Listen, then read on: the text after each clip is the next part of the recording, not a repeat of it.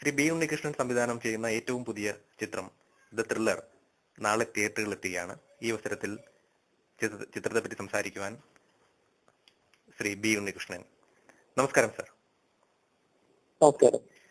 താങ്കളുടെ ഏറ്റവും പുതിയ ചിത്രം ദ ത്രില്ലർ, പൃഥ്വിരാജിനെ നായകനാക്കി താങ്കൾ സംവിധാനം ചെയ്യുന്ന ചിത്രം തിയേറ്ററുകളിലെത്തുന്നു. താങ്കൾക്ക് എന്താണ് ചിത്രത്തെ പറ്റി പ്രേക്ഷകരോട് പറയാനുള്ളത്? എനിക്ക് ചിത്രത്തെ കുറിച്ച് വമ്പൻ അവകാശവാദങ്ങളില്ല. എല്ലാ വിഭാഗം പ്രേക്ഷകരെയും രസിപ്പിക്കുന്ന ഒരു മസാല മാസ് എന്റർടൈനർ, അതാണ് എനിക്ക് ചിത്രത്തെ കുറിച്ച് പറയാനുള്ളത്. പിന്നെ ഇത് പ്രത്യേകിച്ച് സൂചിപ്പിക്കുന്ന പോലെ ഒരു ഇൻവെസ്റ്റിഗേഷൻ ത്രില്ലറാണ്. അതിന്റെ ഒരു വേഗവും പിരിമുറുക്കവും ഈ സിനിമയിൽ കാണുമെന്നാണ് എന്റെ പ്രതീക്ഷ. മലയാളത്തിൽ നിരവധി പോലീസ് സ്റ്റോറികൾ വന്നിട്ടുണ്ട്. കുറ്റാന്വേഷണ ചിത്രങ്ങൾ തന്നെ നിരവധി മലയാളത്തിൽ പുറത്തിറങ്ങിയിട്ടുണ്ട്. താങ്കൾ തന്നെ അത്തരം ചില സിനിമകളുടെ ഭാഗമായിട്ടുണ്ട്. അത്തരം ചിത്രങ്ങളിൽ നിന്ന് എങ്ങനെയാണ് താങ്കളുടെ ഈ പുതിയ ചിത്രം വേറിട്ട് നിൽക്കുന്നത്?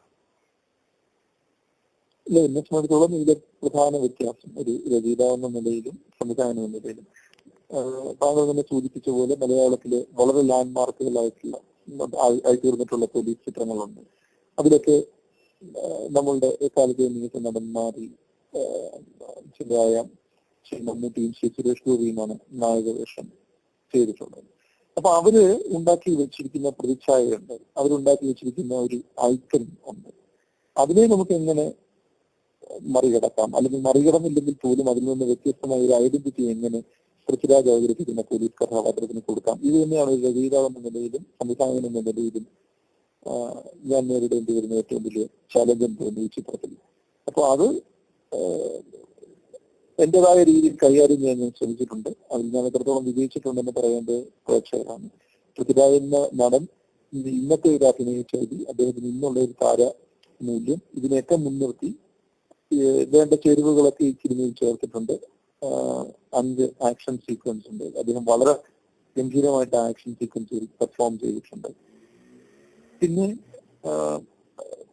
സാധാരണ പോലീസ് ചിത്രങ്ങൾ നമ്മൾ കാണുന്ന പോലെ വളരെ ഹൈ സൗണ്ടിങ് ആയിട്ടുള്ള, വളരെ പൊട്ടിത്തെറിക്കുന്ന ഒരു വെർബോസിറ്റി ഈ സിനിമയ്ക്ക് അതുണ്ടാവില്ല. അത് വളരെ പ്രിസൈസ് ആയിട്ടുള്ള, വളരെ ചെറിയ ഷാർപ്പായിട്ടുള്ള ഡയലോഗുകളാണ് ഈ സിനിമയിലുള്ളത്.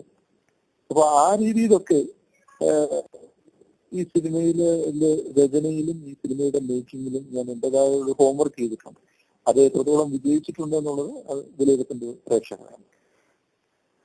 അതുപോലെ മറ്റൊന്ന്, താങ്കളുടെ മുൻപിറങ്ങിയ ചിത്രങ്ങളിലെല്ലാം ഒരുപക്ഷെ സമകാലീന സംഭവങ്ങൾ താങ്കൾ പരാമർശിച്ചു കണ്ടിട്ടുണ്ട്. അതുപോലെ തന്നെ കുടുംബ ബന്ധങ്ങളുടെ തീവ്രത താങ്കളുടെ ചിത്രങ്ങളിൽ ഒക്കെ തന്നെ പൊതുവായി കാണപ്പെടുന്നുണ്ട്. ഈ ചിത്രത്തെ പറ്റി താങ്കൾക്ക് ഈ 2 ആസ്പെക്റ്റിൽ എന്താണ് പറയാനുള്ളത്? നമ്മള് ജീവിച്ചിരിക്കുന്ന സമയവും നമ്മൾ ജീവിക്കുന്ന സമൂഹവുമായിട്ട് ഏതെങ്കിലുമൊക്കെ വിധത്തിൽ കമ്മ്യൂണിക്കേറ്റ് ചെയ്യേണ്ടതാണ് നമ്മുടെ സിനിമയിൽ ഞാൻ വിശ്വസിക്കുന്നുണ്ട്. അപ്പൊ നമ്മുടെ റോ മെറ്റീരിയൽ പലപ്പോഴും അങ്ങനെയുള്ള സംഭവങ്ങളിൽ നിന്നും ഒക്കെയാണ് കിട്ടുന്നത്. അത്തരത്തിലുള്ള ചില റോ മെറ്റീരിയൽ ഈ സിനിമയ്ക്കും പ്രമേയ പരിചരണത്തിലും ഒക്കെ നമ്മൾ സ്വീകരിച്ചിട്ടുണ്ട്. പിന്നെ കുടുംബ ബന്ധങ്ങൾ എന്ന് പറഞ്ഞാൽ ഇതൊരു ഇത്തരത്തിലുള്ള ഒരു ഇൻവെസ്റ്റിഗേഷൻ ത്രില്ലറില്ല. അങ്ങനെ ഒരു കുടുംബ ബന്ധങ്ങളെ കുറിച്ച് നമ്മൾക്ക് വിശദമായിട്ട് പ്രതിപാദിക്കാനോ സംസാരിക്കാനോ ഒക്കെ തോന്നുന്നത് അതിന്റെ തിരക്കഥയുടെ സ്കോപ്പിൽ വരുന്ന കാര്യമല്ല.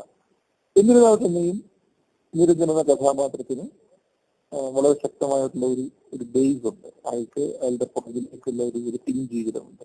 അത് ഈ സിനിമയ്ക്ക് വിഷയമാവുന്നുണ്ട്.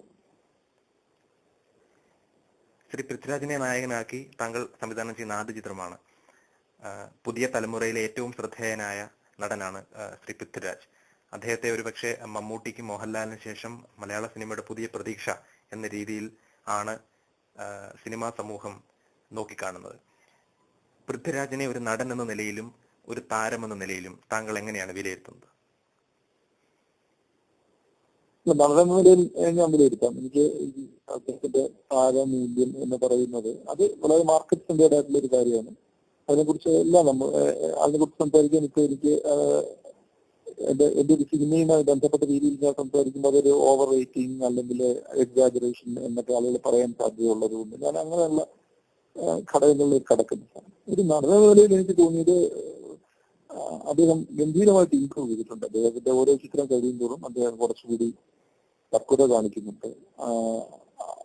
പിന്നെ കഥാപാത്രത്തിന് വേണ്ടി വളരെ കഷ്ടപ്പെട്ട് അദ്ദേഹം അത് ഉൾക്കൊള്ളാൻ ഹാർഡ് വർക്ക് അദ്ദേഹം ചെയ്യുന്നുണ്ട്. പൃഥ്വിരാജ് എനിക്ക് എന്റെ ഈ സിനിമയിൽ വർക്ക് ചെയ്ത ഒരു എക്സ്പീരിയൻസിൽ എനിക്ക് തോന്നുന്നു അദ്ദേഹം വളരെ കമ്മിറ്റഡ് ആണ്, വളരെ ഡിവോട്ടഡ് ആണ്. സിനിമയെ കുറിച്ച് വളരെയധികം പഠിക്കാനും അറിയാനും അയാൾ ശ്രമിക്കുന്നുണ്ട്. സിനിമയെ അയാൾക്ക് നല്ല പാഷനുണ്ട്. That is a very important thing. ഇപ്പോഴത്തെ ചെറുപ്പക്കാരിൽ സിനിമയോട് എല്ലാ വിധത്തിലുള്ള ഏറ്റവും കൂടുതൽ പാഷൻ കാണിക്കുന്നത് പൃഥ്വിരാജാണെന്ന് തോന്നുന്നു സിനിമയുടെ സമസ്ത മേഖലകളിൽ. അപ്പോ അത്തരത്തിലുള്ളൊരു ഇന്ററാക്ഷൻ അദ്ദേഹമായിട്ടുണ്ട്. ഇപ്പൊ ചെറുപ്പക്കാരായിട്ട് വർക്ക് ചെയ്യുന്ന എപ്പോഴും നമുക്ക് സന്തോഷകരമായിട്ടുള്ള കാര്യമാണ്. വളരെയധികം നന്ദി. ചിത്രത്തെ പറ്റി സംസാരിക്കുവാൻ അല്പസമയം താങ്കളുടെ വളരെ തിരക്ക് പിടിച്ച ഷെഡ്യൂളിനിടയിൽ അല്പസമയം മാറ്റിവെച്ചതിൽ വളരെ സന്തോഷം. അതുപോലെ തന്നെ ഈ ചിത്രവുമായിട്ട് ബന്ധപ്പെട്ട് ഇതിന്റെ എക്സ്ക്ലൂസീവായ പല വിവരങ്ങളും താങ്കൾ ഫോറം കേരളത്തോട് പങ്കുവച്ചിരുന്നു. ചിത്രം ഒരു വൻ വിജയമായി മാറട്ടെ. എല്ലാത്തരം പ്രേക്ഷകരെയും ഒരേപോലെ ആകർഷിക്കുന്ന ഒരു മികച്ച ചിത്രം, അതുപോലെ തന്നെ ബോക്സ് ഓഫീസിൽ ഒരു വൻ വിജയമായി ഈ ചിത്രം മാറട്ടെ എന്ന് ഫോറം കേരളത്തിന് വേണ്ടി ആത്മാർത്ഥമായി ആശംസിക്കുന്നു. Thank you.